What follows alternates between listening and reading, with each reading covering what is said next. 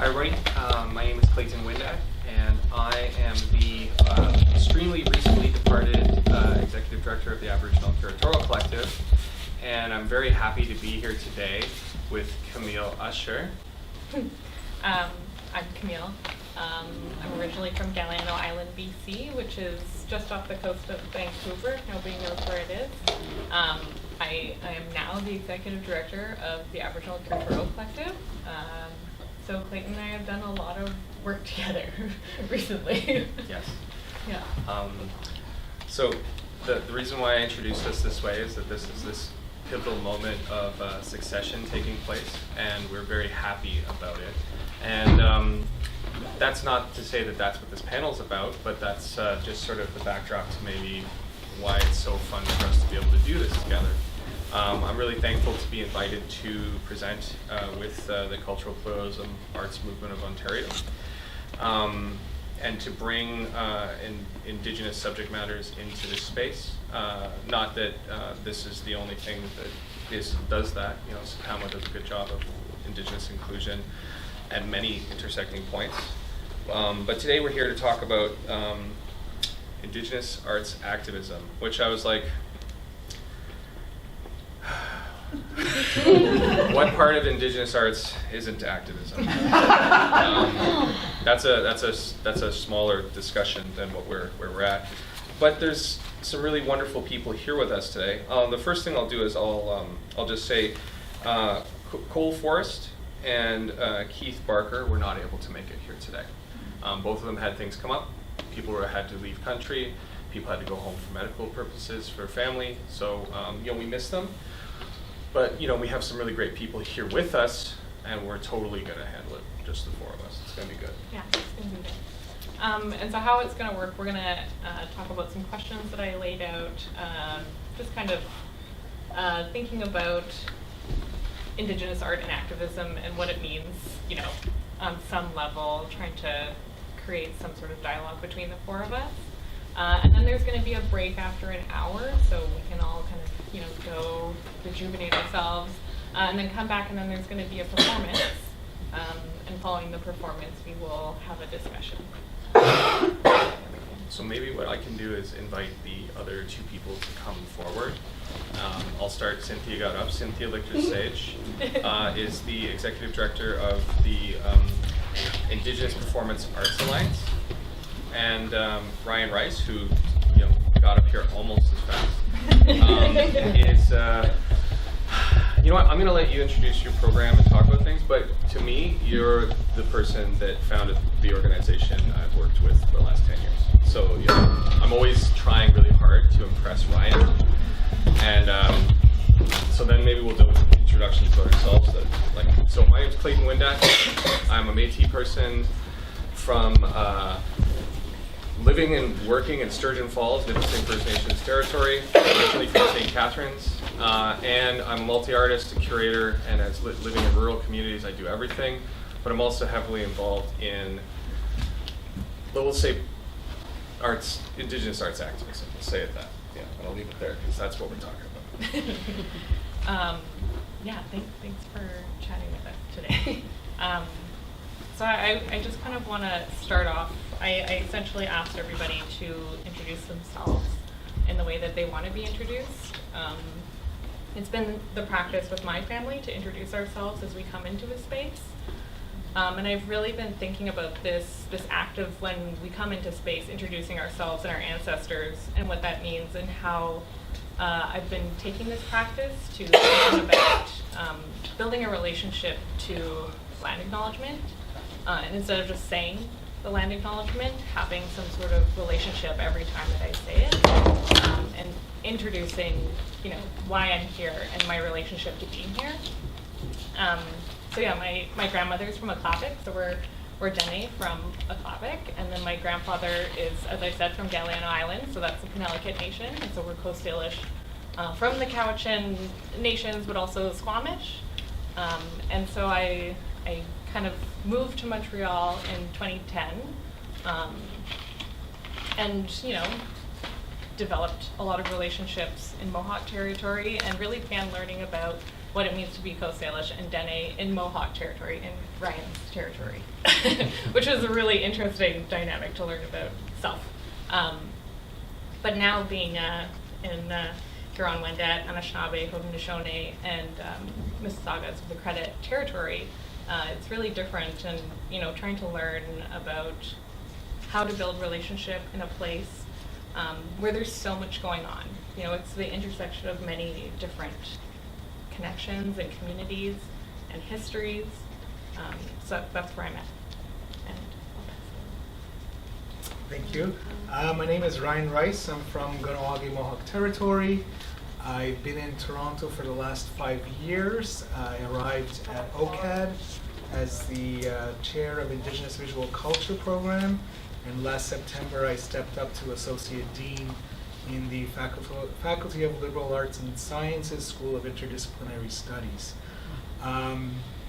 So I've been a practicing curator for over 20 plus years, and I shifted sort of a career move coming here, working within an educational institution, because through my practice I realized that education is something that was missing from the exhibition and the curatorial practice. I think it's a critical opportunity to activate exhibitions in a different way. I also believe it's part of a decolonial strategy, because it doesn't become a hierarchical space that people come in, see art, and have no relationship to it. So I'm interested in developing those moments where people can have a conversation, a dialogue, a relationship. So over the years, my practice has shifted to become more, to create a more, I'm interested in more welcoming spaces than safe spaces. I am interested in ideas to be circulated, and how people interpret specifically Indigenous contemporary art practices. I've been in this business for quite some time, and I've seen amazing shifts, and I'm very optimistic of where we are today, but I'm also very cautious of where we are today. I think there's a lot of lessons learned from the past that are forgotten right now. And I've only been in, I've started as an artist and shifted my way into curatorial practice because of the need for that to exist.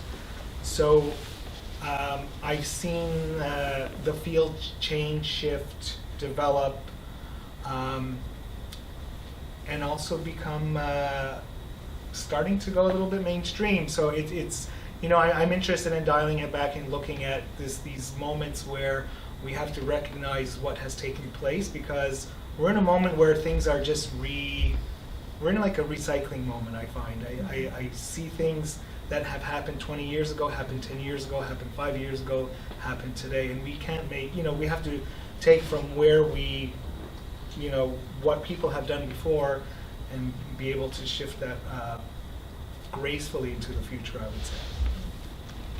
Sorry, I lost my thoughts. Okay. Hi, everyone. I'm Cynthia Sage. As Clayton mentioned, I'm the Executive Director of the Indigenous Performing Arts Alliance of Ontario, of Canada, of the world. And yeah, so a little bit about myself. Started at OCAD. It's actually funny, OCA at the time. I'm dating myself, yes, I know. And started in the Film and Media Arts Department. And out of a necessity, having a meeting with someone who was talking about how Indigenous films and videos at the time weren't strong enough to be seen and mainstream, took it upon myself to go against the Toronto International Film Festival and launched Imaginative Film Media Arts at the same day as TIFF opened. And celebrating our 20th anniversary this year. My little girl's all grown up. Yeah, so, and it's so funny because again, it speaks to that, it's coming from a need. And it was kind of like, okay, so you can see how far the industry has grown. APTN was starting at the same time, so we were working collectively to get, it wasn't necessarily mainstream, but telling stories from the First People's point of view, not the first person's point of view, because everybody was telling stories about us, and it's like, okay, enough, like, let us have our chance, not even make space, we're taking space back and gonna tell our stories. So logical next step, worked for the Porligo Vermont for many years, and then went and, of course, managed a dance theater company, Kahawi Dance Theater, because that makes sense. And I lovingly say, I don't know what I want to do when I grow up. So right now, my job is to help promote Indigenous dance music theater, both nationally and internationally. And having done that, one thing I noticed, my Dudama, which is grandma, Moha, always told me that I was the connector. So it was my job to make sure that people clenched their hands together. So it would be my job to make sure you met so-and-so if you needed to do this. So this is kind of like how I've become like the networker. So in all different milieus, which is kind of really interesting. And oh yeah, I forgot I was the executive director of the the Association for Native Development Performing Visual Arts too. So I got visual arts too. That's right. I forgot. Yeah, so it's kind of like been collectively moving different sectors, not necessarily forward, because it's all right to fail too, because you learn from your mistakes, which is one thing I've talked to other people too, because they were saying, okay, this didn't work out the way we had planned, and I was like, but maybe that was your plan, but not the plan. So having that opportunity to explore successes and failures. So yeah, with that, here I am. Hi. So one thing that, so Clayton and I spoke over the weekend, and we're just trying to talk about, I don't know, what to talk about with Indigenous art and activism, because like, I feel like we could be here for years and write many PhD dissertations about what we're going to talk about. But, so we came up with a couple of questions. We'll try to talk about them. If we answer it in a different way and go off course, that's fine. So the first kind of thing that we asked, we wanted to start in a subtle way. So what are some of the biggest issues we're facing in the Indigenous art world right now? How might we start to address them? And I feel like we've kind of started talking about them, that we're recycling some of these issues that have come up, and we're redoing them. So maybe going back to some of that, like what is being recycled and how we can, I don't know, maybe shift it so it makes more of an impact for future generations gracefully. I guess I'm trying to, in my own practice or in my own opportunities to be given a platform, is trying not to say the same thing over and over again. Mm-hmm. And last summer I had the opportunity to give a lecture at Ryerson that supported Shelley Nero's Contact Award, and it was called "How Many Times Do I Have to Tell You?" So in that talk, I sort of talked about my frustration of having to reiterate the same thing that I've reiterated for the last 20-something years, because those really didn't change. They really didn't evolve as much as I imagined them to be. So, everything from, no, we don't pay taxes, yes, we do pay taxes, like these very simplified questions that can actually be easily sort of fixed publicly. If the government came out with billboards and say, yes, Indigenous people pay tax. Here's a clause in the Indian Act that says what that means, and what does that really mean to Canada? Does Canada lose from this opportunity where Indigenous people may not pay tax on reserve, where we don't have a mall, where we don't have a grocery store, where we don't have industry, where we don't have all these things that are taxable products? So there's easy fixes in changing this, this notion of what people perceive, right? Not only do you not have some of those things on reserve, you're not allowed to have those things on reserve. So it's like there isn't like, oh well, why don't you just make them all? I get that one. Or like, why don't you have a shoe store there? I'm like, because you can't have an Indigenous owned business on reserve that isn't identified as Indigenous products as the business. Like you couldn't have them all. That's not. But again, the Indian Act, right? Sorry to cut you off. Yeah, so I'm trying to push away from that, and I guess I'm sort of leery on the term of activism at this time, in this period, in this moment, because activism is getting replaced by the like button on Facebook, right? You get a lot of people who say they're going to be there, but no one's there. people want to participate in this cause, and when you show up, no one's there. And I think that one of that complacency is sort of like our biggest obstacle. Is I've been in Toronto for 5 years, and I go to a lot of things, and I don't see a lot of Indigenous community there. And I'm like, at one point, we were excited to see one event take place annually somewhere, where there was a lecture by someone and everyone showed up. Now it's kind of crazy but very exciting that in one night you have to decide, am I going to U of T for this conference? Am I going to this organization for this person's talk? Or am I going to this screening? So like there's this opportunity, and then when you get there, there's like no, the absence is very, I guess, felt. So we're doing all these things that we talk about we're doing for our community to strengthen but people need to show up. Mm-hmm. You can't just hit the like button. So the idea of activism has really shifted to a very, I would say, complacent or lazy form of activism. And then if so, that activism that gets generated quickly dies out, right? And it's sort of like a learned experience that you do it once and then it's over with. And being in the long haul in terms of, I think activism is showing up at this point. I'm happy to see people in seats, and as somebody who puts exhibitions together, I need people in an exhibition space. I need people to activate the work. Artists need to tell people they're showing in this space. People need to promote their work. I mean, there's always been this conversation about we're too humble, and I think we need to get over that. Like, it's not about humbleness. That's your profession. You want a public to see your work. You want people to know what you're showing. You want people to be able to celebrate what you do. So we need to champion our communities in a much stronger way, I find. So I think that activism needs to be the next step. I'm just kind of thinking about one thing that you said about having these like super basic conversations that we always need to have with somebody in the room. And this is one thing that I feel like we've sort of talked about before, but being from Coast Salish territory, you see Coast Salish stuff everywhere in Vancouver. It's everywhere.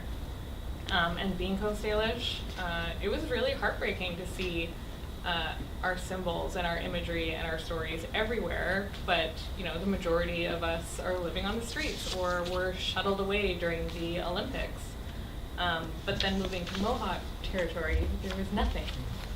So it was kind of difficult to know where to look for these conversations and like where to look for this history, because if it's not in your face, you don't see it. But then if it is in your face, you don't see it.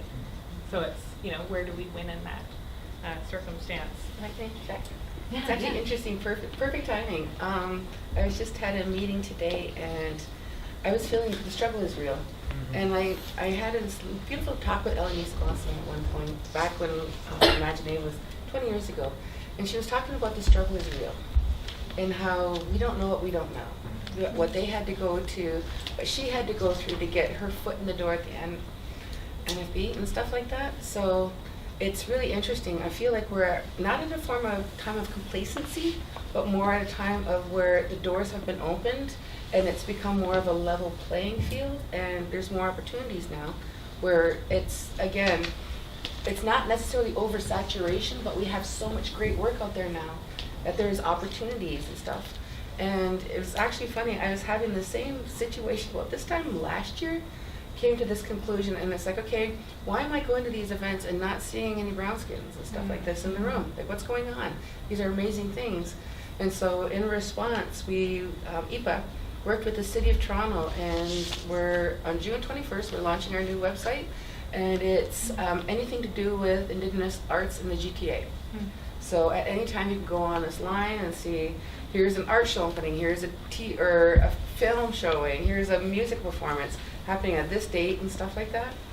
That's amazing. Yeah, so then there's no excuse that, I didn't know this was happening. It's just, okay, and then it's also put the onus on the artist too, to say like, okay, you know what? hell yeah, I'm going to celebrate what I'm doing. Here, check this out, you know. It's just like, and go in, and you can do a deep dive if you want to talk about more information on what you're doing. But again, if you just want to say, like, here's what we're doing, it's all going to be on this, and it's going to be promoted by the City of Toronto's tourism, and it's a tourism activity too. So you're going to have people from out of the area and coming in and learning and starting those engagement conversations. So my one question to you was, when we're starting to open up these doors to that, because I do not want any artist to be confronted with the do you pay tax question. How do we educate on this? Like, do we take this as a point? Because the website's not live. I can still add another page on, okay, before you arrive at the gallery, this is what you must know. Read this primer. Or is that even necessary? Is this part of the learning process for the next generation in order so they do know what the struggle is? I mean, that's a hard one because you expect people to know, right? And one thing I always try to fold into it is that because people try to compartmentalize it as Indigenous history or Indigenous issues, and I turn it around and say, well, these are Canadian issues. Mm-hmm. So you have to look at the bigger picture and how you have a relationship to these issues. So what don't you know about this issue is something that you need to educate yourself on.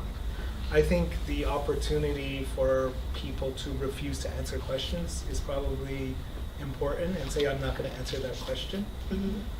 I like what Jordan Bennett has said, you have a grandma called Google.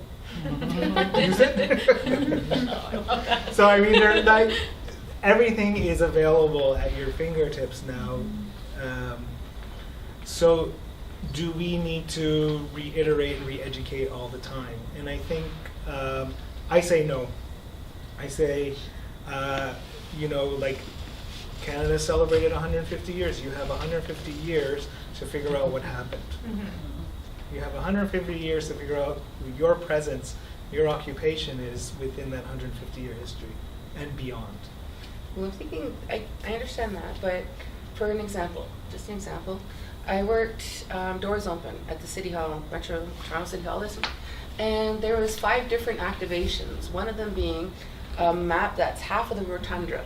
And it was a map of Canada and all the history and regions and who was in the area and everything, with this big dial of, 200 years all around of like all the different things that happened and benchmarks with Indigenous culture across Canada. We had an elder coming in talking about the stories and stuff like that, and she was in her beautiful regalia, like gorgeous regalia, and we had some people who were clearly not from Canada coming up and wanting to touch her, because she's on display, and this is their culture, is Indigenous people from this particular part of the world are on display. So they had all the entitlement to walk up to her and say, like, touching her braids and stuff, and petting her ermine skin and stuff, and we were just like, no. And then I'm like, and it wasn't like she hadn't found her voice. She told them and stuff like that, but I didn't know how to make that, like, how big of a wall. How high do I build my wall? I can sound like Donald Trump now. But to protect her, you know? Do you need $8 billion? We'll do it on, anyway, we'll do it on layaway. How's that? She could start touching them back on their face. I know, like, but see, again, then this is the whole thing. It's like, even my volunteers, I was like, okay, can you do me a favor, start priming some people and like having them read about what's on this. Like, we're talking this one row, because the map is about the length of this room. One row all about the history of residential school, almost by every 5 years, or year by year. It was ridiculous. And I was like, you know what? You, come here. Start there, and by the time you get there, if you want to touch her, I'll have a discussion and see what we can. And it's like, got back there, and you can almost see them starting to get nervous, but it's just kind of like, okay, it shouldn't be our responsibility to say, like, okay, look, don't touch. Mm-hmm. It's like, at what point is it become, again, like, is that the activism that we're speaking of? It's like not to be aggressively activating, because I find that you internalize more through thought and kindness, rather than coming at all guns blaring and stuff like that. So, like, how? Just how? I wonder, like, what question? Oh, sorry. I was thinking about your question, and and how I agree. I feel any Indigenous racialized artist should not be put in a position where they have to answer questions, right? And when you create a portal, a GTA City of Toronto portal, I was like, what's happening? A GTA City of Toronto portal, the folks who are going to it are often the people looking for more knowledge around Indigenous anything, and are often quite clueless. Like there's so much cluelessness that in using Google, the great oracle, if they were to fall on that site where there was some kind of, like, I think to be able to direct people to read this, like how you told that person, read about the residential schools and then tell me. I would love to be able to also direct folks to go check out this portal and read this on the portal if you need to know more or if you're clueless, because I agree, it really does feel quite awful when folks are showing up into a space but don't know how to show respect for it, or expecting that person to teach them, which I think a lot of people from many different groups have been in that position, that expectation that now you have to speak on behalf of that group. And I think about the people that I now meet in the smaller part of the city that I live in, and I'm up against that whiteness and cluelessness, and I would love to be able to tell them, check out these events and read that disclaimer they have there, so that they can continue to educate themselves, so that they're not showing up to those spaces in that level of cluelessness. Well, it does have a link that goes directly to our IPAA site, which does have like the smudging document and everything to get woke if you want to be. That's if you want to be. Yes. That's the key point. And this is again where it was difficult for me, because I didn't know how deep this person wanted to go, because they're in Toronto and it's doors open and let's go meet the mayor next, It was just kind of like that kind of mentality. But again, this is a prime opportunity for us to tell our stories, and a large thousands of people coming through in a short amount of time. But at one point, I was getting confused. And again, this is touching on the activism point, exactly what you're saying. Like, how do I connect that person to what they need to know before they feel entitled to start touching someone?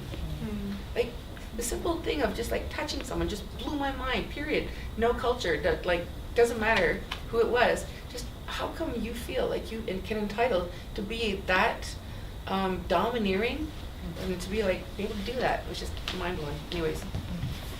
I wonder, so one thing that I've been thinking a lot about lately, especially along the lines of this question, because before moving to Montreal, I did not want anything to do with my Indigenous side of my family, and I actively avoided learning until I was there and realized that I needed to learn a program about this.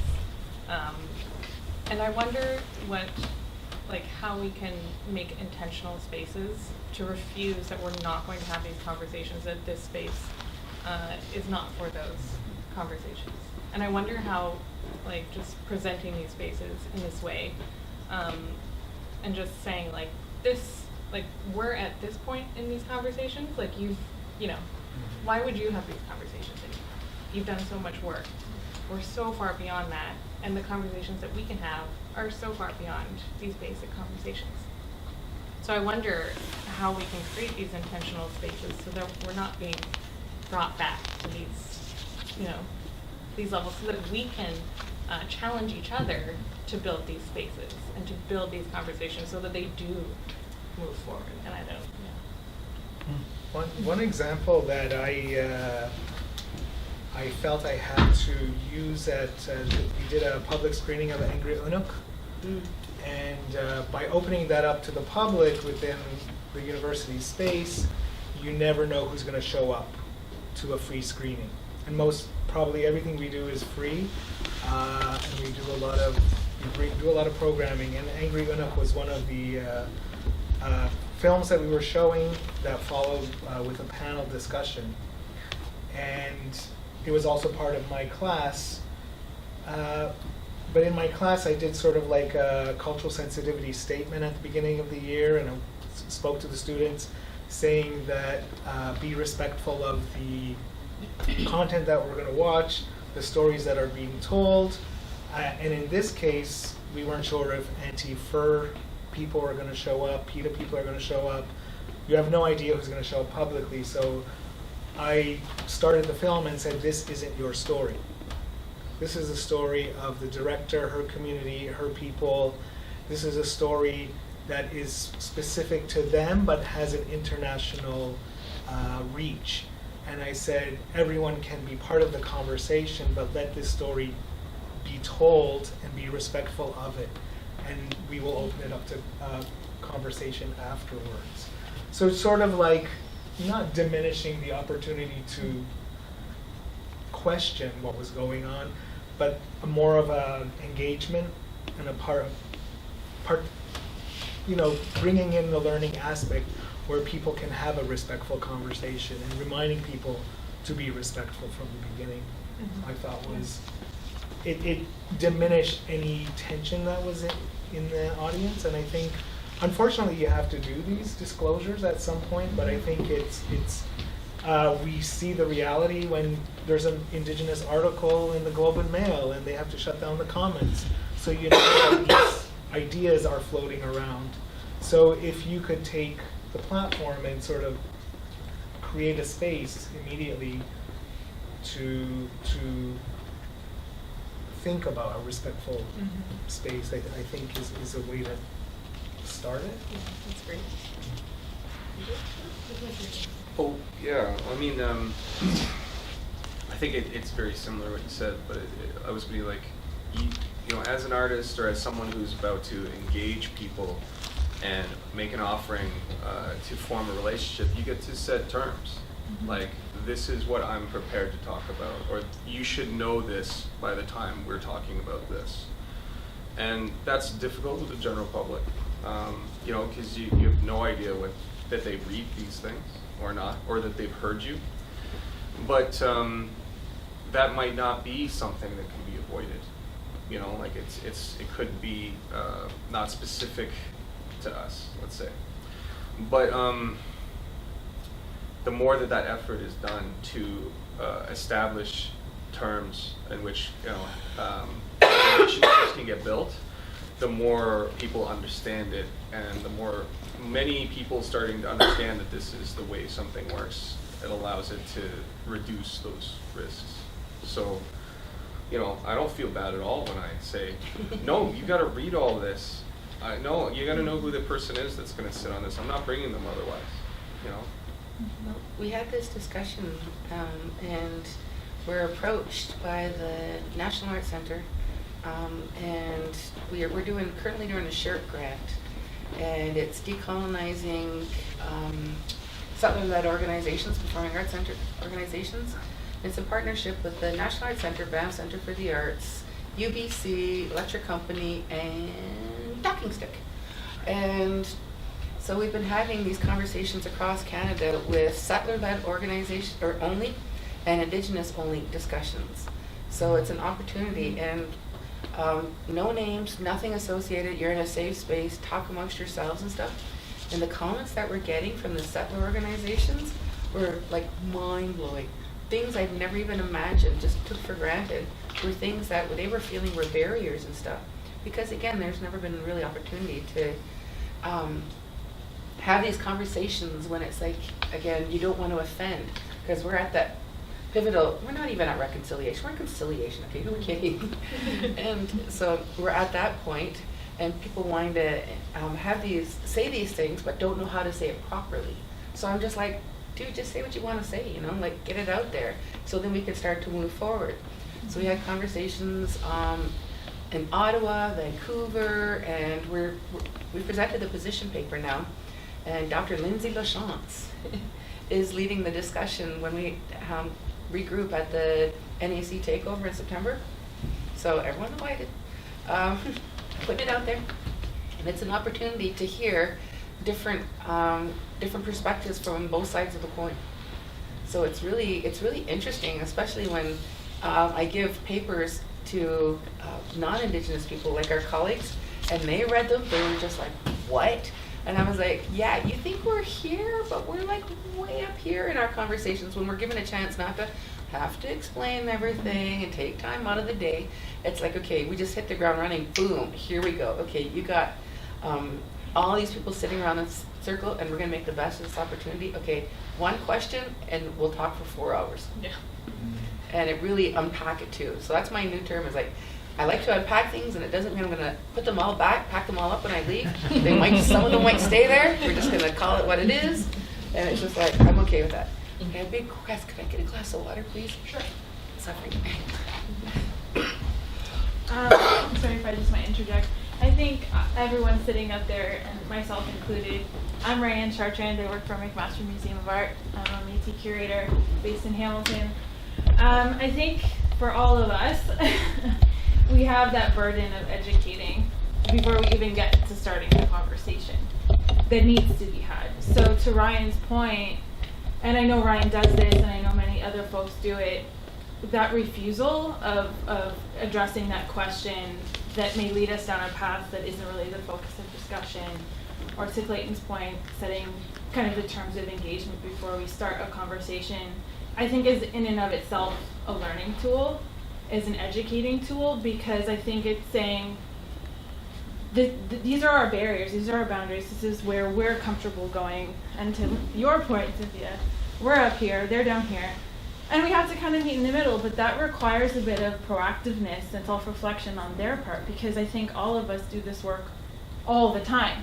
So how to get people to elevate themselves to our level so that they're not asking those sorts of questions, I think is really the challenge that we face, at least I find. So then where does that onus lie? Where does that responsibility lie? And I think it's back to Ryan's first point around education, because really people are asking these thoughtless questions or ignorant to what's really gone on in the last 150 years because they haven't been given the knowledge to know that when you step into an Indigenous space, that question might not be appropriate.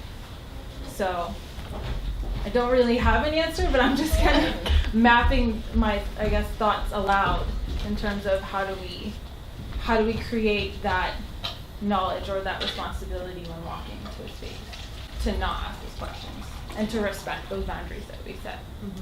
On the same coin, the knowledge that you've been taught all these years was incorrect. It's like, if you actually hear because everyone knows that history is written by the colonizers. So if you start to hear like, okay, what the real story was behind the RCMP and everything like that, people are just like blown away.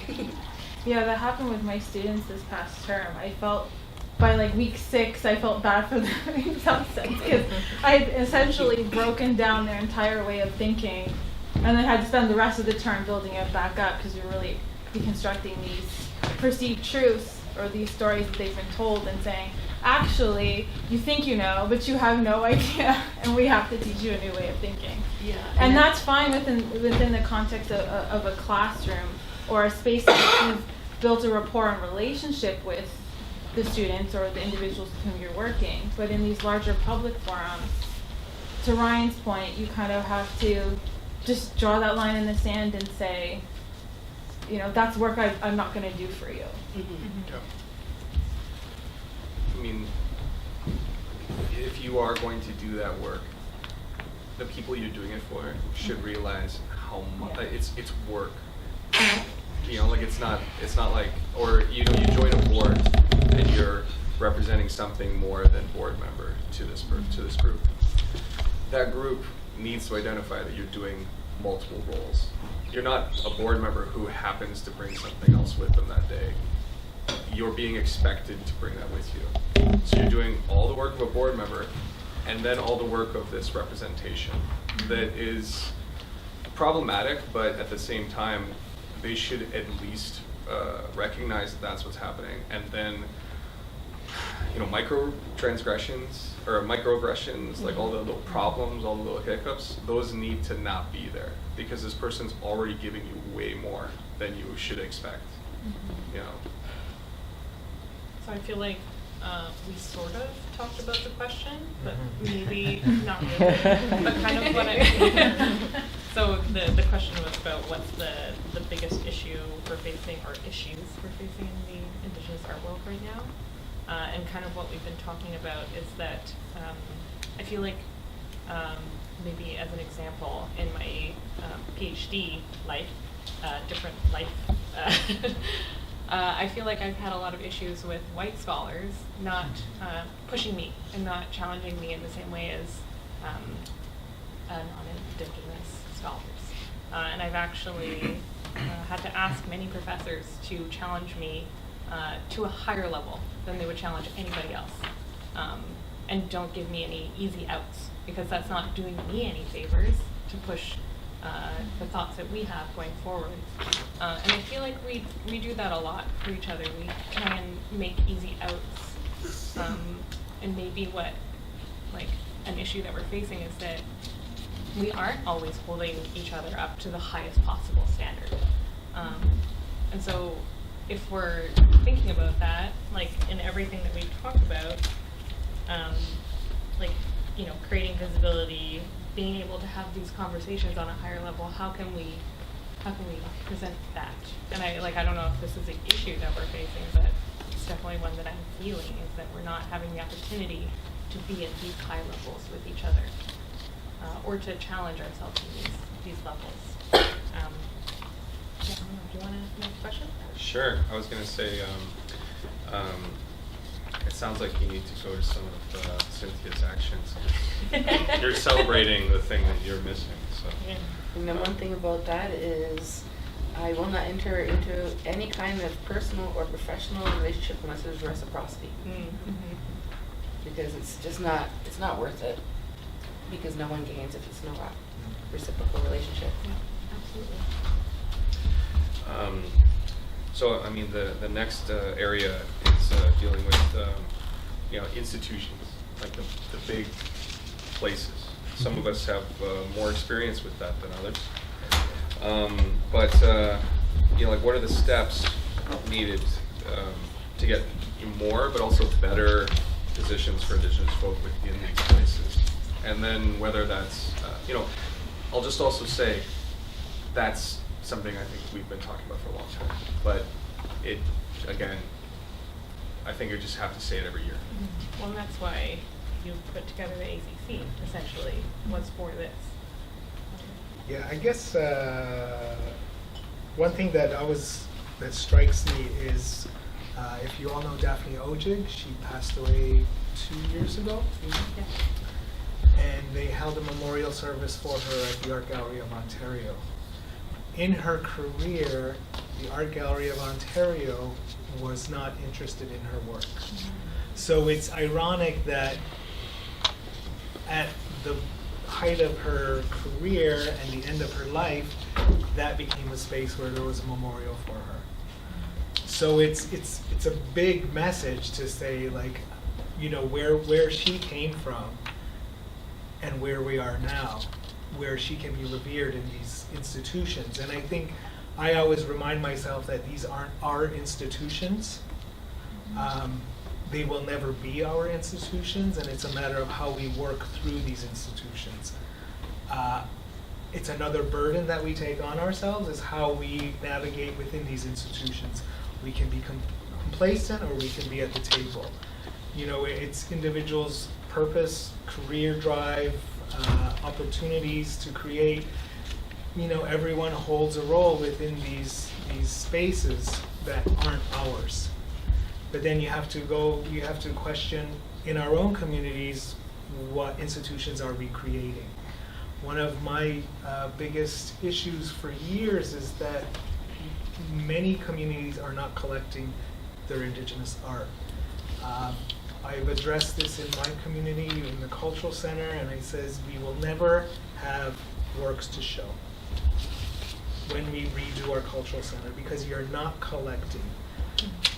So how do you differentiate these systems that an institutional does with the collection and archives and all this, and then we want to mimic these institutions because we learn from these institutions, right? So what is an Indigenous institution? We're in one, right? You mentioned that we are at one. There are a number of artistic ones, but in the major institutions, they are still not our spaces. The schools aren't our spaces. So we have many of us have a burden to carry within these spaces to wedge ourselves in to make sure that door stays open. Because now the door is open. I don't say the door is wide open, but I say the door is open. And this is where I get cautious, because is it a trend? What's going to happen in 5 years? This was one of the reasons why I stepped into the associate dean role, is because I've pushed within equity, diversity, inclusion to get, and if I didn't go for that role, I sort of wasn't supporting the process that I was trying to get in place. So we need more people to step up, we need people to be present, to carry that burden, because we need to maintain our presence within these institutions. Because now there's a comfort level. You have a curator now, you have certain positions in certain places. But I think it's building relationships within these institutions and finding those authentic sort of like visions that people want to work towards. And it's I mean, starting the Aboriginal Curatorial Collective way over 10 years ago, or 15 now, probably, 2005. You know, I could still see the institutions that weren't interested in having a conversation. They are still out there. Do you spend time with those institutions? No. You move on. If they don't even want to open the door, they want to have a conversation instead of face-to-face, that reciprocity's not there, it's easy to write them off. You know, you go and visit, and they did their one token show. It's very surface and superficial. When we write histories, we can write about that. You know, it reflects on the scholarship, the discourse, the contributions that are happening. So, I lost track of the question. My one thing to you is, with the new funding at the Canada Council for the Arts, Creative Knowing and Sharing, do you think that that has opened any doors? And my thing is again, the flip side of the same coin is, I fear to God that we're going to go into a country that looks this color. And if that was to happen, given the historic here, what's happened in Ontario when we went blue, do you, like, what happens if the Canada Council cuts creative, or I should say the Treasury cuts creative knowing sharing? Does that close doors because people start to see that, like the loss of funding, that there's so many voices that were silenced the second that the cultural, the one on the Shore Arts Council. Indigenous Culture Fund. Thank you. Cultural fund. Yeah, when that was cut, so many Indigenous voices, and again, as Indigenous people, we do not separate out arts and culture.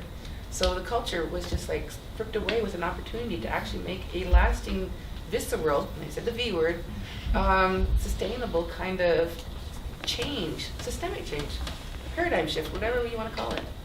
And that was just taken away in a matter of a blink of an eye, like one keystroke. Can this happen? And if that happens, then it's a national, international, because again, with all these other things like the NAC opening, that's an international. Kevin's been around the world a couple times talking about the first ever in the world Indigenous theater department within a national performing arts venue. And to have that, again, first off the block, it's you said the I word, get rid of that, you know? Like, how disposable is it? And I know, like, for instance, different abilities is the new keyword. I don't say disabilities, I say different abilities. So that's the new new one that's resurging and stuff and coming on strong. And it's like, okay, it's not that we don't all have equal voices at the table, but it's going to be, there's going to be a shift too. Mm-hmm. And do we have those foundations? If we haven't made those key points within the actual infrastructure in the institutional stage, and like, because we haven't had that time, like we've only been on the blip of the radar where we've had opportunity, and now like we're seeing them taken away just because it's like, okay, again, we shift politics and it's just like, okay, what's next? I don't have the answers to that, but I will say that on the Canada Council side, there are a lot of new Indigenous operating clients that have come on in this year. and that it is harder to dismiss operating clients, core clients, than it is to just cut project funding. So that I hope is maybe strategic to make a little bit more permanency to that department long term. But I don't think that your fears are unfounded at all. I think that everyone within those departments feels that all the time. And I want to be clear too with like the Indigenous Culture Fund that you know, like that was a fund being administered by the Ontario Arts Council towards cultural and community actions that were not Indigenous people going into the pre-existing genres of the arts, right? The existing Indigenous programs that the Ontario Arts Council had were, you know, equivalent to mirrors of other programs that were for Indigenous folk. And this program was completely different. So cutting it and saying, well, there's all these other Indigenous programs, like there's other programs for Indigenous professional artists. It's not the same, no. This was for community action. But it's couched under this arts umbrella, so it's very problematic to access it. And I mean, personally speaking, I don't place a lot of emphasis on the funding structures of any of these granting agencies because they can be eliminated very quickly. But I wish people weren't so dependent on it, because so many people, artists that I've worked with, say, I can do this if I get a grant. How does your practice drive you beyond that? And, you know, I 20 years career, I'm still almost working for free when I do a curatorial project.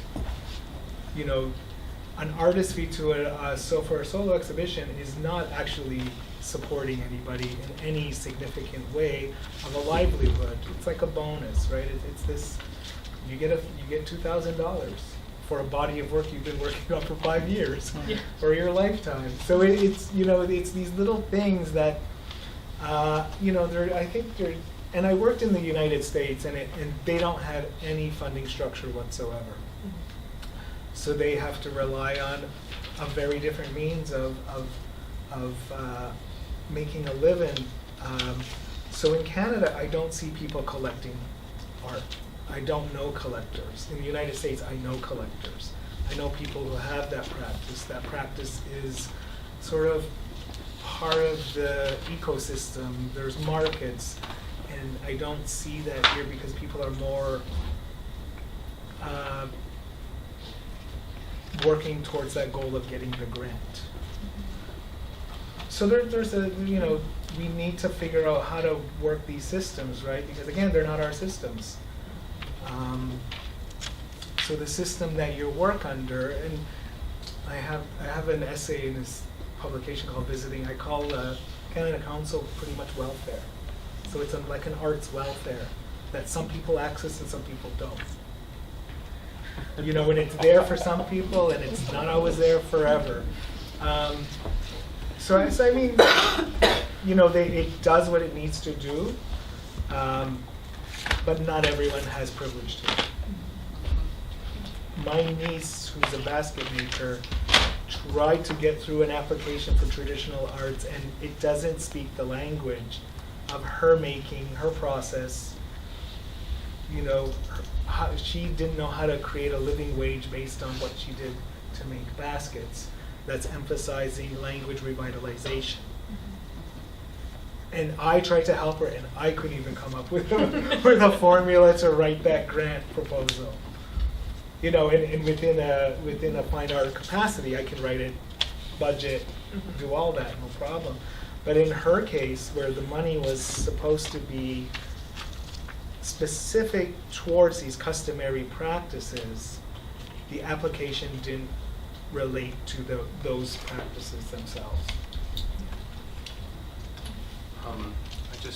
I saw a hand over here, and I see a hand over here, and we were told that the pop-up performance will happen soon. So maybe we take the questions and then we do it. Yeah. Yeah.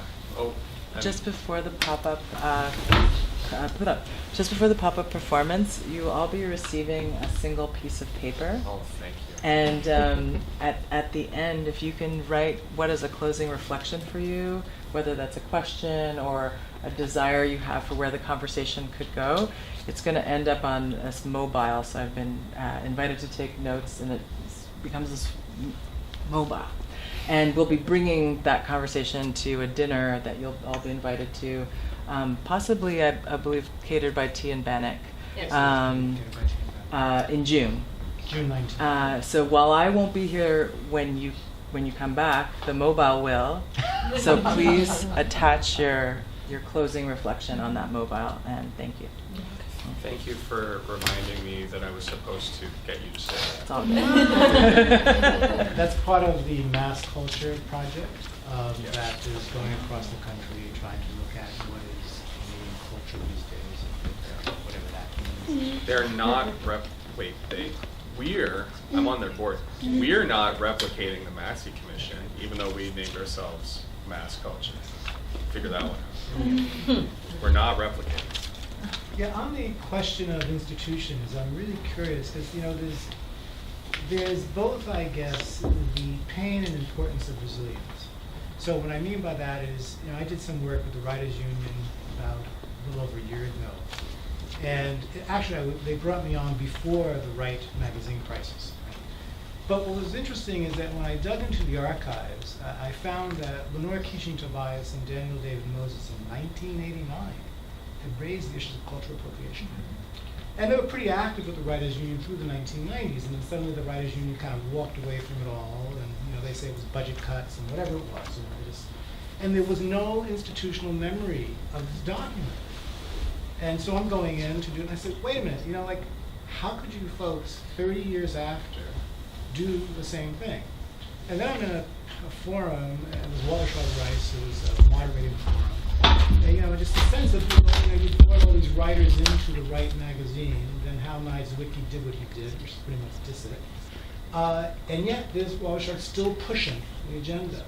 And I had to think, wow, what incredible pain it must be to have been asked to do this upon the history the organization had, and then to face that level of just blunt and ugly resistance, but to persist. And so I wonder if you might talk about, because that's the difficulty I find as a person of African descent with institutions, is like, is this the flavor of the month? You said earlier, Ryan, how long will it last? What can we get at it? Can we push the goal, the line one step further, and so on and so forth? And then when is the resistance going to push back, and how will it push back? And those are the ugly issues. So before the break, I think right now we can just kind of keep it as like a conversation between everyone. We kind of left off with Ryan asking where will we be with activism in 2 years, and where will we be with it in the future. And then Ryan was talking about that activism needs to change to address our own wellness and the wellness of the environment. So that's kind of where we left off. But does anybody have any thoughts following the performance and just talking about the future of activism? Question. There's somebody in the back. I loved the performance. I mean, it's so refreshing to see something which is so truthful, and I'm coming from a establishing newcomer POC perspective, and I just got my citizenship a couple of months back. I think coming back to the whole point of education, it really starts, unfortunately, from the CIC website, especially for newcomer POCs. And I'm saying newcomers POCs specifically because I'm kind of noticing this catchphrase of diversity and inclusion and newcomers, women in leadership. So now, when these words come, I'm really questioning, when we talk about women in leadership, are we talking about Indigenous women? Are we talking about women of color? Are we being measurable and specific, and to what extent, and to what level? I think a couple of months back, it was in my 8 years of being here, it's been the most difficult time being in that citizenship ceremony, because I'm coming from India, which was also colonized, and coming to this country, and to have more of conversations on, or like a spiel on Johnny MacDonald, and just hardly 2 lines about the indigenous peoples and its culture. I froze, and it was almost like lip service that I just had to say or do what I had to do. And I feel sad and I feel bad for POC newcomers who are educated, who don't need the white education, but who are unfortunately in that trap. So I guess as an advocate or an activist, whatever, I don't know how to bridge that gap, and it just hurts. And I think Googling is an important thing, but I think, again, coming from a establishing newcomer POC perspective, it's very important, again, from Indian standpoint, oral education is so important, because as even in Sanskrit, the guru and the shishya, that is the guru and the student's tradition, the oral tradition is given so much of importance. So I just feel that maybe, I don't know how, but if there's any way to kind of use me and I don't know, misuse me, I don't know, just to give me some sort of direction for people, especially newcomers who come, and the access that I have to a lot of these communities who are planning to move to Canada, and exactly educating them as to what exactly is the truth. Unfortunately, they have to go through that channel of citizenship, but at least knowing the education before they step onto this land. And that way is when they come into exhibitions or they come into spaces, they know their boundaries, and they know what to do and how to behave, what to say, what not to say, at least to some extent. I think that's the part that is really missing, and everybody goes through the proper channel, which is the CIC website and whatever is the trajectory after that. I think that's the piece that I really wanted to share. It's very rare. Like for me, I come from a practicing Hindu family, but at the same time, I was born and raised to know about the indigenous culture to a certain extent, to know about LGBTQ, but not everyone who comes from so-called developing countries. Again, who decides who is developing, right? Who decides these words as emerging arts administrator or arts worker? If it's a white person, then that's the problem. So there's a lot of these conversations now coming from newcomers, especially newcomer POCs, because they're questioning. They're questioning, saying, I'm come to this country, but I want to come here and also be a leader or be one among those people who hold those spaces of power. I don't want to be in a city which is diverse, just diversity in a subway station. There has to be equity at those spaces, and that's why I immigrate. I think that's the imbalance, the confusion, the pain, the hurt that is going on with this part of the 200,000 immigrants that keep coming every single year to this beautiful country. I think that there's a lot of Indigenous scholars that have done some really good work on some of the stuff that we're talking about, so that we don't have to be in a room having conversations that aren't uplifting where we are. Like Chelsea Vowell wrote a book called, I think it's Indigenous Rights, and it's really like rights, like writing, not rights. And she, I think, did a great job of kind of doing some of these base issues that need to be addressed, and that people can enter this book and get a sense of some of the first conversations that need to be had or understood. And a lot of Indigenous scholars have done this work. So I think it's a matter of understanding these works that have been done, and the texts that are out that aren't being used in bibliographies by the Government of Canada as suggested readings. So even just putting these texts on lists, I think is something that is a really big thing that needs to happen. Just to your point, a few years ago, my boyfriend was doing his citizenship for Canada, and so he had the book that they have to study, and you only have an introduction to Indigenous peoples at the beginning of the book, and then the rest of the history progresses, and then it never comes up again. So right from that initial point of entry, there is no discussion or acknowledgement of our continued existence.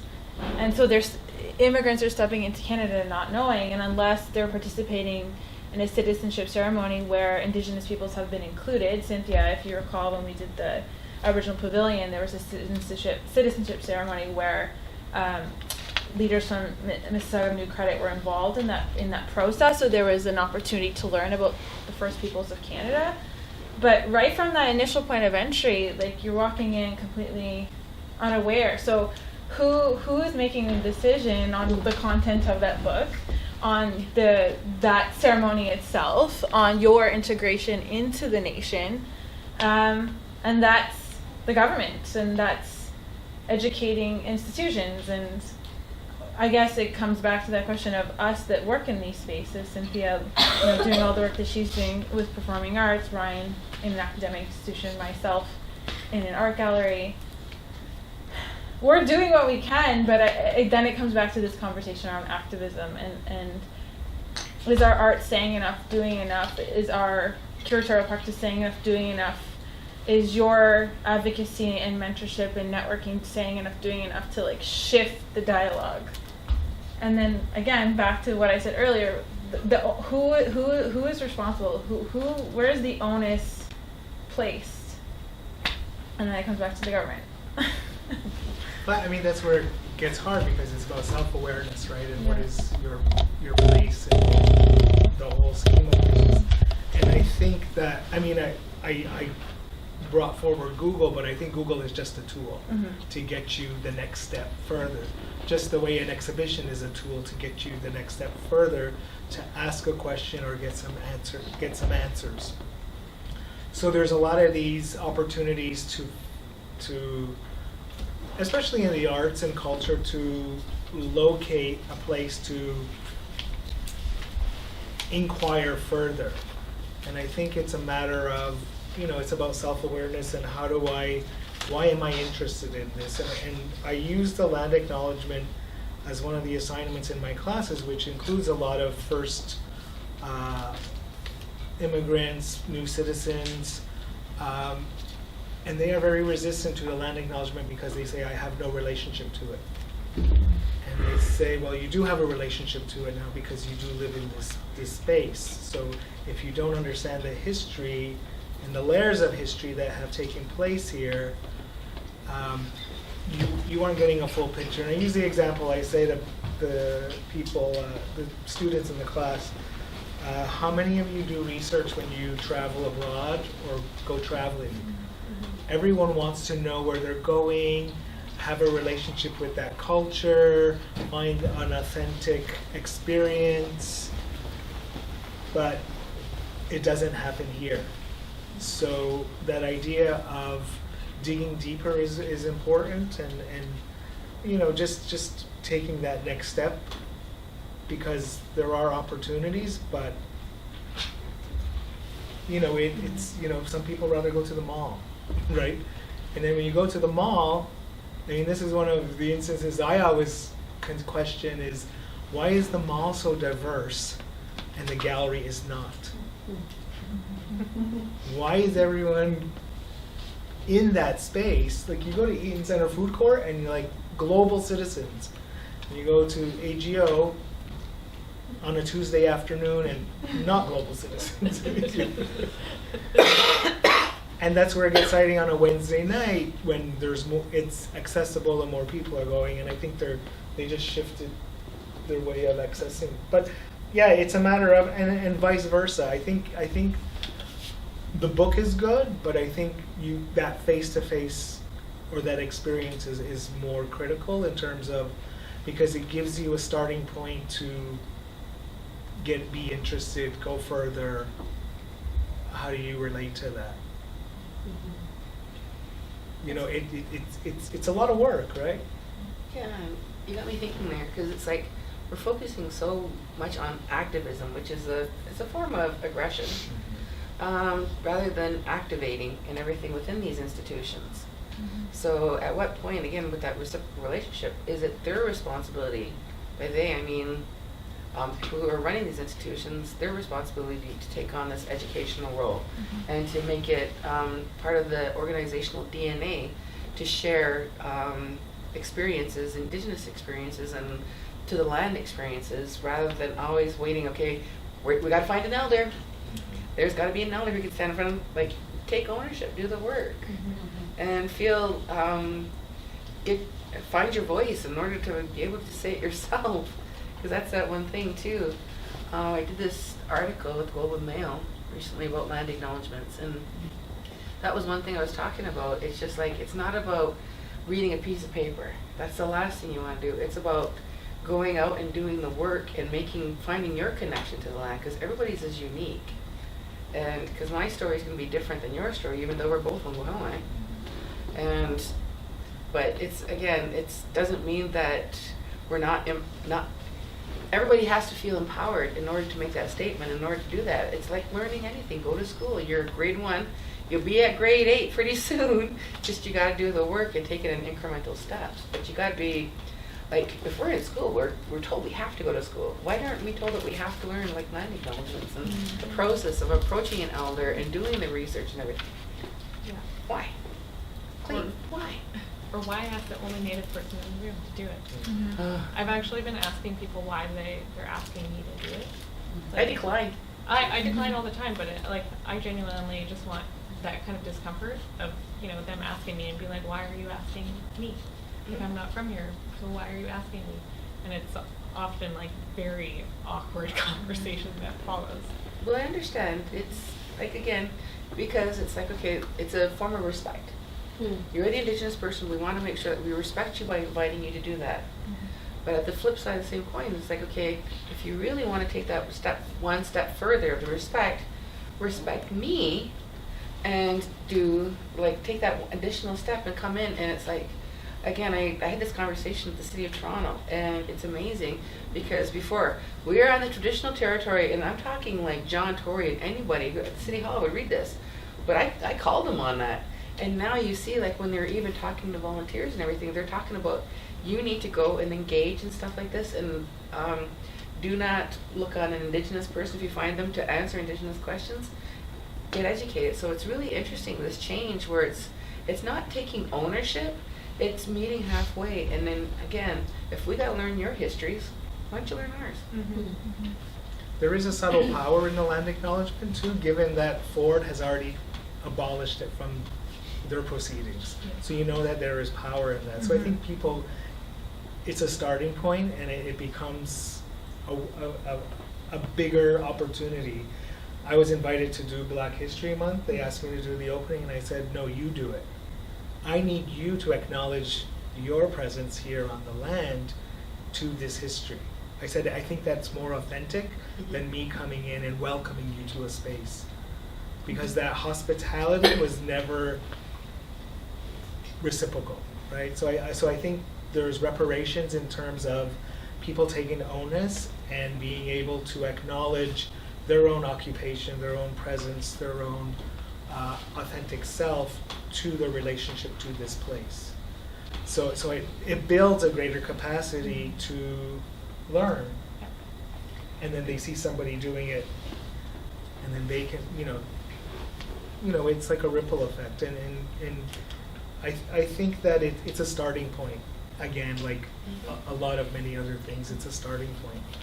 But on the flip side of the same coin, it's really not, because we're talking, so for instance, Pierre Elliott Trudeau, when he was starting the white papers, and we're talking a while ago now, they had an elder getting up to start to do a form of a land acknowledgement to opening and everything. And he was saying, like, is this person be doing this every day? And it's like, okay, guys, you're meat and stuff, come on. It's like, it's part of the process. And he's like, well, if that's the case, he stood up and started to recite the Lord's Prayer. And all of his party stood up and drowned out the elder. So we're not at the beginning of a starting point. This has been going on for 50 plus years.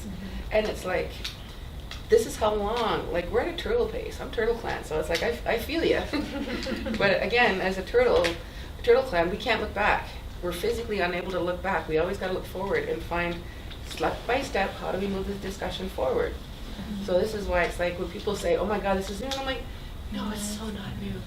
It's been going on. And again, as traditional Indigenous people, when we go on other people's territory, it's within our DNA. It's not even thought about. It's like, okay, welcome to the land, and we do that kind of almost asking to come onto the land, whereas we didn't take the land when we got there. It's like going to someone's place and saying, here's what you're having for supper. No, you don't do that. It's like you welcome and you ask to be invited in. Question there? It was a comment actually. So just to bring back to what Sam was talking about. So a couple of years ago, I was invited to co-program Newcomer Day at Nathan Phillips Square. And it was an interesting experience for me because, and I was really kind of reluctant about it because it was around Canada 150, which I had my own extreme, own feelings about because I've been doing a lot of decolonization and re-indigenizing work in the city for the last few years and allyship. So it was a very kind of an extreme, complicated relationship around that. And one of the interesting conversations that I actually had to have with the City of Toronto was they hadn't even actually taken into consideration any Indigenous presence at all. And so that was something I actually really had to bring up to them and say, hey, so speaking to what you had said around exposure as well, right? This is an opportunity where 10,000 newcomers are, celebrating, coming together, exchanging, being, just coming together in celebration of this new country, and they hadn't even taken into consideration having Indigenous presence. So, and it's very much, again, around that idea of, for me it's different as I'm not an Indigenous person, but because I've been working a lot in these spaces over the last few years, where I am working with lots of folks like the City of Toronto and some larger institutions, I even have to advocate for that space and say, hey, by the way, if we're talking around Canada 150, we really do need to acknowledge that this land has been, that we are settlers on this land, and that this, there is a culture here that we're failing to even acknowledge, right? Alternately, the other thing I wanted to mention as well is I was working at the Ontario Trillium Foundation for about 5 years, a few years back, and I was working on a program which was specifically for ethnocultural communities. It was to invest in ethnocultural communities. And I came on at that time because my background is, again, working in a lot of underserved, underrepresented POC communities. And so I was kind of invited, didn't really know what I was getting into, but at the time when I was invited to be part of a program manager for this particular fund, which was for ethnocultural communities, we were told that we could not invest in Indigenous communities, that the fund was inaccessible to Indigenous communities because there was already a certain amount that was allocated specifically for Indigenous communities. So I went ahead and did a little more research around that. And what I learned is that the fund that I myself and two other folks were administering was a $40 million fund, and they had $1 million allocated for capital renovations for Indigenous communities. So seeing things like that in the last few years in my life has made me extremely passionate about being an active ally with Indigenous communities. I also have been lucky enough to found a wonderful elder named Little Brown Bear who's kind of taken me under his wing and really taught me a lot about traditional Indigenous teachings and medicines and so on. And so I think that the thing is constantly this, right? When you're working within these large institutions and you're being told, so you're talking about the point of entry, right? You're not being told the truth, right? You're not being told the truth, but you're not even having access to the information that's going to get you to the truth, right? We just saw last week how Indigenous, taking Indigenous teachings course is no longer mandatory as part of the high school curriculum, right? So it's this constant struggle on that level to feel it's, even as an ally, it's an exhausting experience, right? Admittedly, and I'm happy to take it on because I believe in the value, and I've gained so much personally and professionally from what I've learned, right? But it's that constant need. So So as I mentioned to you with that fund, like it was not, and so we had to keep advocating for it, and then they eventually said, oh, you know what, it's okay, we've actually decided now to open this fund up to Indigenous communities, right? And so from the perspective of the person who was administering it, it's like I'm then rounding back to tons of folks that I'm speaking to in northern communities who, like the disparity of what is they're asking for is so much more critical than what people are asking for here, and reaching back to them and having to mitigate my own feelings of like, this is like, my awkwardness didn't matter to me. It didn't matter to me because that was more important. But that as civil servants and people who are put in these situations as well, there's huge implications, right, in doing this sort of work. So it's just something that I wanted to acknowledge, and I also wanted to say that, like, I'm so grateful for the opportunity of this allyship, because I think that I personally have learned more than I've learned from any of my allyships in my 10 plus years of working in the nonprofit sector, from Indigenous folks, about how to do things right and how to do things with integrity and honesty, in that, speaking to what you had said, Cynthia, about in the spirit of moving forward, and I just want to acknowledge that in gratitude.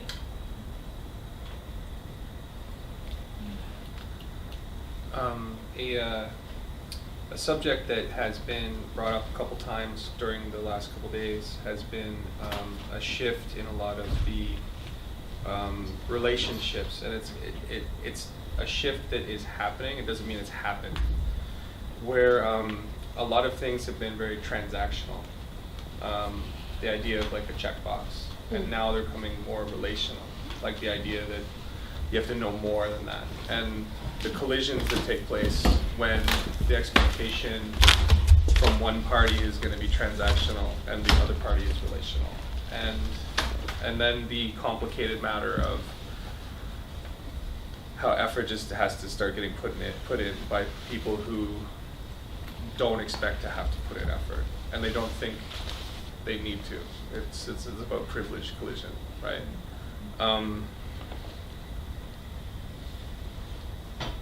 I think that there's a ton there that while other people have spoken over the last few days, I've thought about it a lot in relation to self, and yeah, I don't know where I was going with that. Sorry, I'm lost. Does anybody else have any last words? One thing it really resonated, and I'm trying not to try and cry right now, is the fact, again, that our Indigenous cultures were like that, annihilated when it comes to learning it in class. And I still remember not being able to graduate high school until I learned French. And the only thing I remember about that is the teacher laughing at me because she'd ask me questions and I'd answer in Mohawk, because I went through Mohawk immersion growing up on the reg and stuff. And it just, that tore me a new one when I read that, again, me being that reciprocal person, it's like, okay, yeah, whatever, we don't need to learn yours, but damn straight, if you want to get your education and be an actual educated Indian, you got to go and you got to learn another language. And I don't know if anybody's ever tried to learn Mohawk, but yeah, if I told you that you were not going to graduate or be able to get an education or make a better, I'm the first one in my family to get an education, because it's like I broke that barrier because everyone was so afraid of learning that language. And it's like, and it was one of those things where we had to go right into advanced languages because we were so far. So my courses were advanced French, having never taken, not knowing un, deux, trois all my life. It's like, okay, now you go from unskadiganiasa to un, deux, trois overnight. And if you don't pass it, you fail, and you're not going to get an education. You can't go any farther. And now it's like, okay, not even one course of Indigenous. Anyways, I'm censoring myself what I really want to say. Yes. I have a question about what you said. You said so many of your friends or family were afraid to learn French, right? What was the fear? That you would forget the language that you grew up in? Failure, I'm just curious, too. what was the fear? It's this thing about going up against Okay, so on the reserve, just to put in, we grew up on a reserve, and we grew up with everybody growing up together and speaking Mohawk and English and stuff at home. So to be separated, because my dad, and it's actually, this is the only time I swore at him was, and it's actually my OCAD thesis, is what it's based on, is that the person within know how to color my skin. That makes me a native person. I can't say Indian. A native person. So, and it was all about going in the fear of failure and being laughed at and stuff, because it's, again, it's within our DNA. Residential schools, like, even though I didn't go through one, it's still there, and it's like I still feel it. So it's to go through that institutionalized of not going to the reserve school and my dad sending me to the white school where I had to learn French and stuff. It was that kind of thing. And so, and that was the biggest barrier that everybody in my family could think about, was if they didn't learn a new language. Okay, so again, if I said you cannot better yourself, or your family can't better yourself unless you learn Mohawk. Now go. And it's like, okay, if you fail, you're screwed. That's it. You're done. Nothing. So that was what we were facing. And again, it's everybody's still speaking it. Like, it's slowly, unfortunately, it's less and less for me, unless it's one of those things, if you don't hear it all the time, you start to lose it. Mm. But that was the biggest fear. And I based my whole fourth year thesis on that. Thank you. You're welcome. And that's activism, because she's activating art as a platform to give voice, right? I mean, that's the basic form of activism that most, so the narrative has been significant in Indigenous art. Abstraction has always been a device. Other means of, things that are framed under European has always been utilized as tools, but the narrative has been significant in telling your story, especially when you can't tell your story. Mm-hmm. So that's why in many cases Indigenous art has layered narratives that come forth, because it gives the opportunity to have voice when that voice was diminished for so long. So a lot, we can look at a work and draw a 2,000 word essay from all the stories, or just that one moment that someone is trying to deal with, and then use all that language of abstraction and color, framing all those tools to tell that story. And I think that's the basis of how Indigenous art has been framed from. Came up, the comment that the reasons why that was put in place were made by people who actually still work now in this area. So we're not making a judgment on things that have been in place for 50 or 100 years. They're things that came up relatively recently, and therefore, do you really believe that we're past these issues? So there's this part of me that says,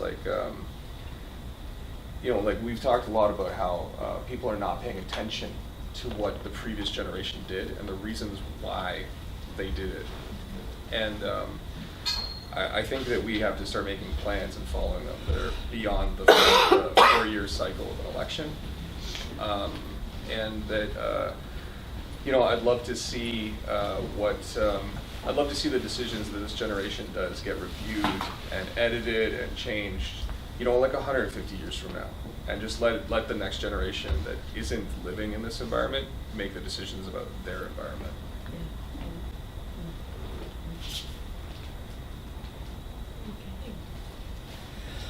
Do you have anything else to add that you feel like we haven't talked about? I think we got through one of my questions. Which is totally fine. I was kind of expecting that. Yeah. So, I guess the title of the panel was Activism in Indigenous Art, or Art.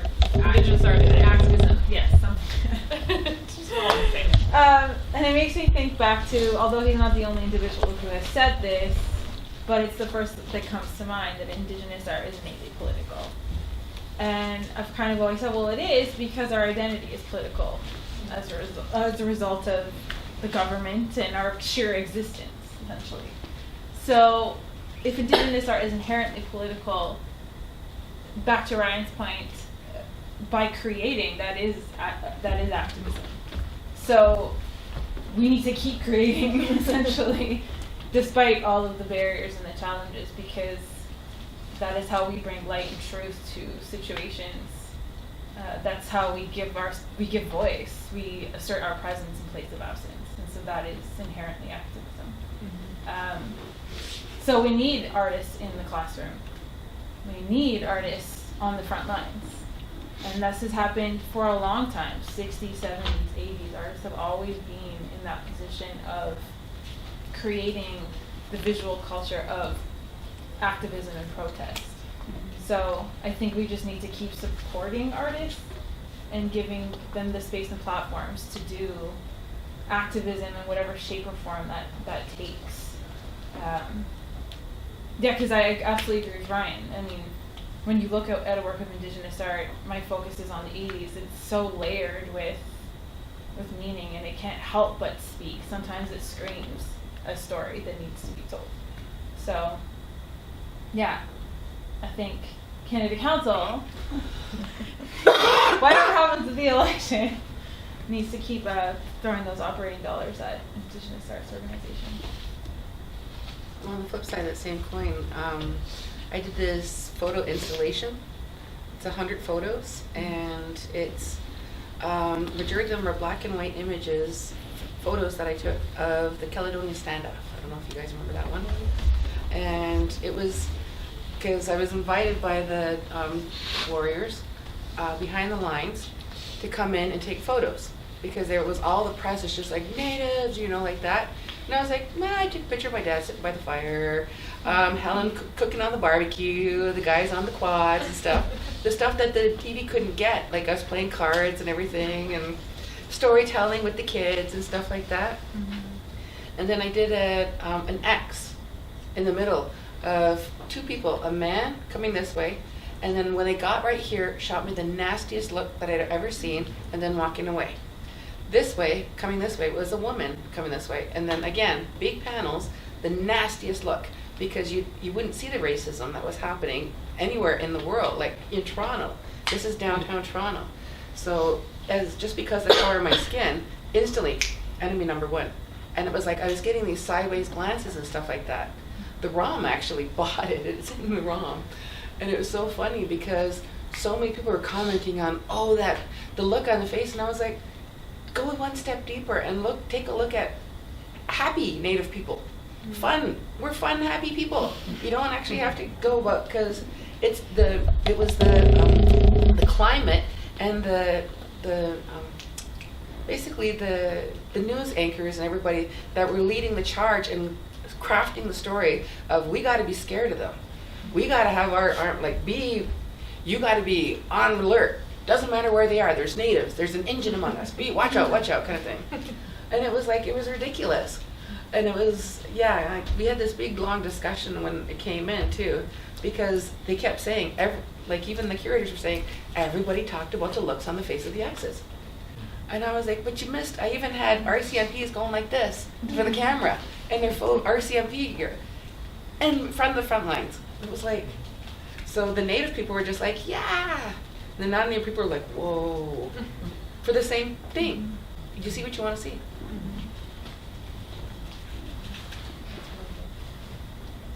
Okay. Well, I feel really honored to have been able to sit here, let alone have a conversation, and talk to you about all this stuff. And yeah, it's been really great. And thanks for chiming in. I feel like, it's impossible to cover Indigenous art and activism in any amount of time, because it's ongoing and always changing. But I think this was great.